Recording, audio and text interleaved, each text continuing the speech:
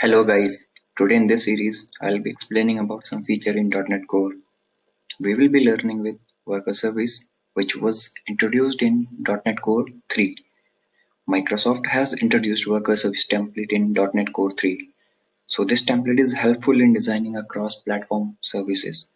So basically it actually works by converting a console application into a long-running process which becomes more powerful to do our background task which doesn't need any user interaction.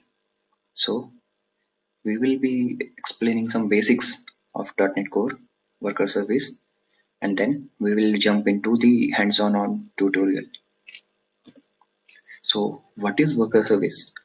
So a Worker Service is a .NET project built using a template which supplies a few useful feature that turns your regular console application into something more powerful. So a worker service runs on top of concept of host. So which is basically for host, which is used for hosting a service. So this maintains a lifetime of the application. So host also makes available some feature familiar which you might have already used like dependency injection, logging and configurations. So these are some basic introduction which which we have. .NET. So this is introduced in .NET Core 3 and this is a template which is used for creating a cross-platform services. You can use it in Linux as well as in Windows or Mac. As an alternate use case, it sets up very nice environment for general console application that is perfect for containers and microservices. Worker service will generally be a long-running service performing some regularly occurring workload. So what does this means is like whatever task whatever task is there which is a repetitive task, you can create a worker service and it will do in background without a manual intervention. It will keep on doing same task again and again. So there are some examples of worker service. So it is basically processing of messages events from queue, Azure service bus or event streams, reacting to some file changes in object file store. So if any file changes, if we have to do some operations on that, it can do that. Aggregating data from data store, enriching data in data ingestion pipeline, formatting and cleansing of AI ML data sets. So we will be first explaining a basic template or a basic program which will help us to understand what are the basic things we should be taking care while creating a worker service. So there are some additional info which we should be knowing. So it is also possible to develop a worker service which performs a process from start to finish and then shuts down. Usually worker service is used for a long running process which will keep on running in the background. But if you have a use case where you have to create a service which will perform some operation and then it has to shut down. So this is basically achieved with the help of scheduler. So it can be coupled with scheduler. So this can support periodical batch workload as well. So for example, every hour the service is started by the scheduler, calculates some aggregate totals or some operations and then shuts down. So basically worker service does not have any UI nor they support direct user interaction. So it has to work on its own in the background without any uh, client interaction or any data inputs. They are particularly applicable when designing a microservice architecture. Hence, responsibilities are often split into distinct, separately deployable, and scalable services. It's not uncommon to have numerous worker service as your microservice architecture grows and evolves. Okay, so I'll just share you some screenshot like how we can create, then I'll jump into a basic application. So there is some project where we can select a worker service template. When you will select that, you will get only one template worker service. So basically this template is used for creating a worker service, so you can just go and create. So there are basic files which you will get by default. So this is how the folder structure looks like. You will have app settings, development JSON or app settings JSON, program.cs and worker.cs. So these are the basic set of files you will get while creating a basic application. So I'll be explaining first what are these files and Then we will be jumping into a project. So we have a program.cs. So program.cs, as we all used earlier also. So basically it is an entry point for our service where we will have our main method and it will do some uh, DI injection. So what all dependencies we have, it will resolve those. Any configuration which is required, we will inject those. We will inject our logging services and some other few third party or any other services which we need throughout our application. We can just inject those. So then we have a worker.cs. So worker.cs is the main file where you will have all your business logic.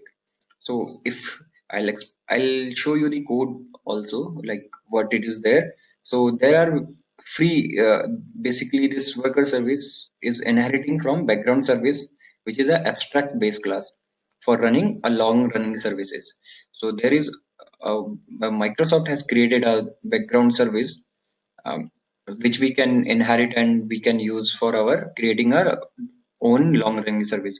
So first of all, you should know three methods which will be available from the background services. One is start async, which is used to trigger, which will be triggered when the application host is ready to start the service. And there is a stop async. It will be triggered only when application host is performing a graceful shutdown. So when application is turning off, it will trigger that method. And there is a main method which we all will focus. It is execute async. So this method is called when Microsoft extension hosting iHosted service starts. So basically whenever service starts, this method will be called. And all our implementation will be written inside this method. So the implementation should return a task that represents the lifetime of the long running operations being performed. Okay. Then we have app settings.json, a JSON file which holds configuration to be used in the application. So it has the configuration which we will be using for our application. It can be any DB connection strings or some settings or some keys. We can store anything in this.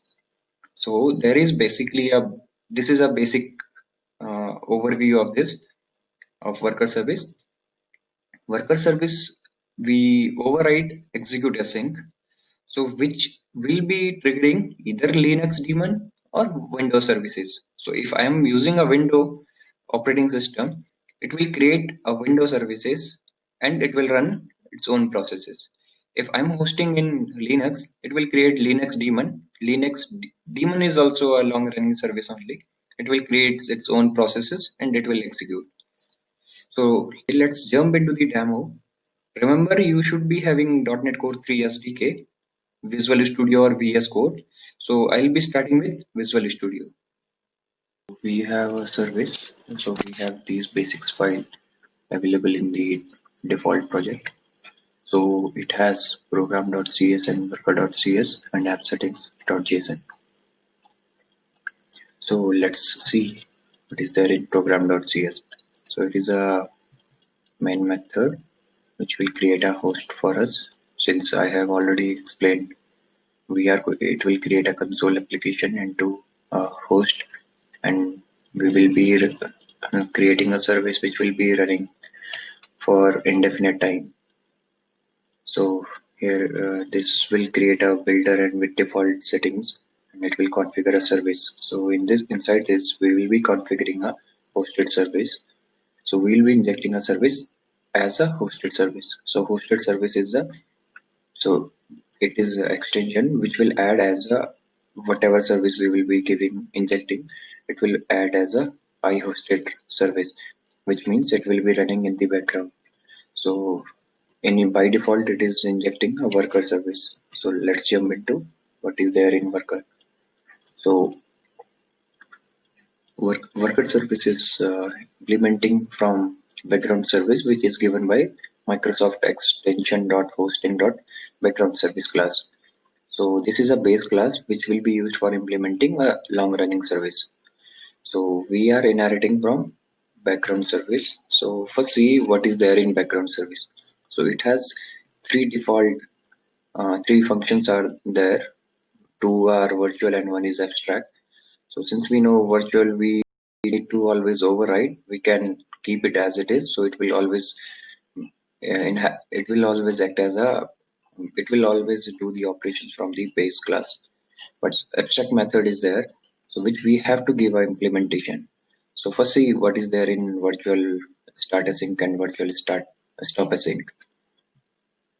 So start async is a method which will be triggered when the application host is ready to start the service. At the same time, stop async will be triggered when the application is performing a graceful shutdown. And execute async will be called when it is basically this is the method which will be used for our all implementation of a long running service and whatever operations we are going to perform. So this is the method which we must override to perform to give the implementation of all our logics. So let's see what is there in worker. So worker is overriding that execute async method and it is having the core logic. So this is the place where we will have all our business logic. So by default it is a while loop which will run until any cancellation is requested from this token. So this we can explain in this we can cover in some other series. So just to make you aware of what is this, basically this is a token. Whenever any cancellation is requested, it will cancel this task. Okay, so here as of now we are just putting a log which will be saying worker running at current time, and then it will be waiting for 1 second, and then again in while loop until cancellations is requested, it will keep on logging this after each second. So this is the basic method which will keep on executing. So just let's run this first basic project.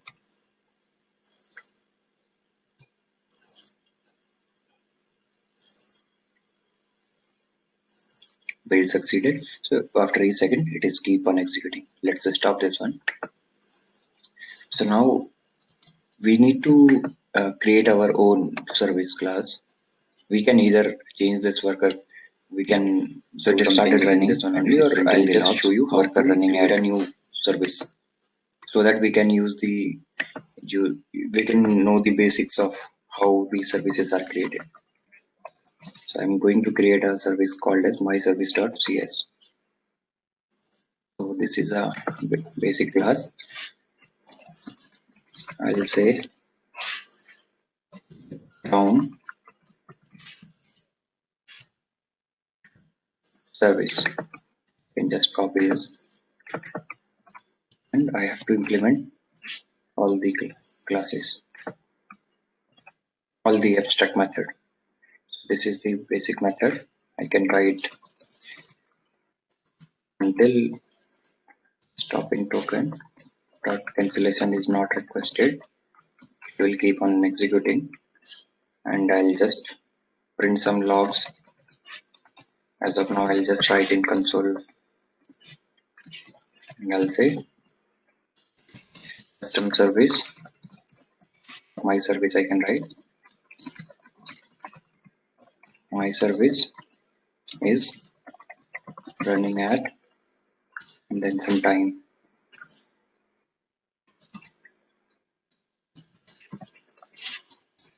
Now, and I can say task dot delay for worker is 1 second. I can say this is for 2 seconds. Then send a token, cancellation token.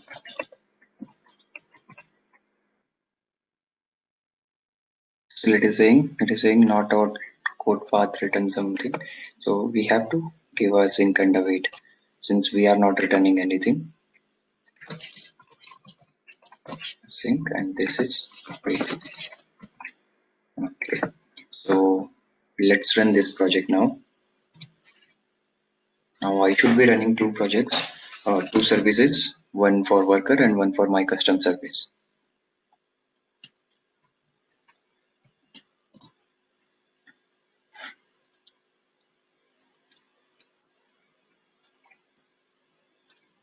So worker service started. Where is my custom service? It is not showing up. So if you guys have, okay, let's stop this. If you guys have focused on what I was explaining initially, I have to inject a worker service. Then only my worker service is acting as a long running service. But my another service, my service dot class, my service class is not injected as a hosted service. That is the reason it is not running this. So let's see how we can inject. So services dot add hosted similar way, and then I have to just explain my service name, my service, and then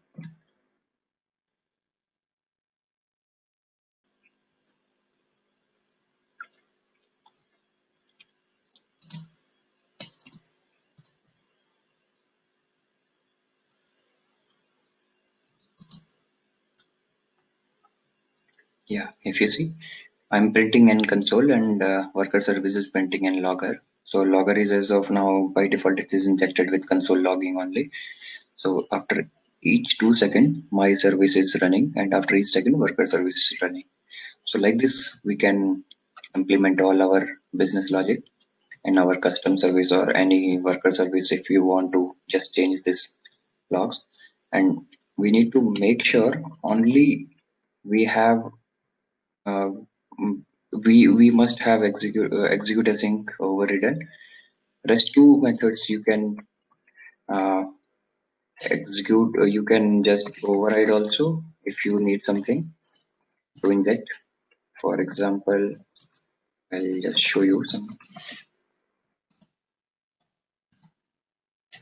I'll just copy from those methods signature. It is public virtual task as start async.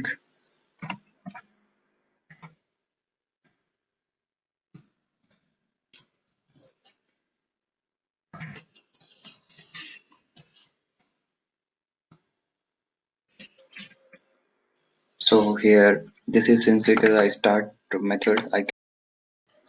We can read some configuration.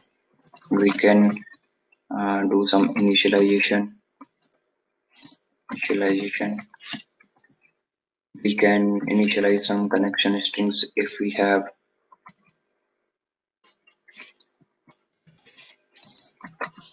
initialize connection strings. Something these kind of one-time operations we can do. And at the same time, if you want to write something in, since you are establishing a connection, same thing for stop async as well. And yeah, do not forget to return to base also.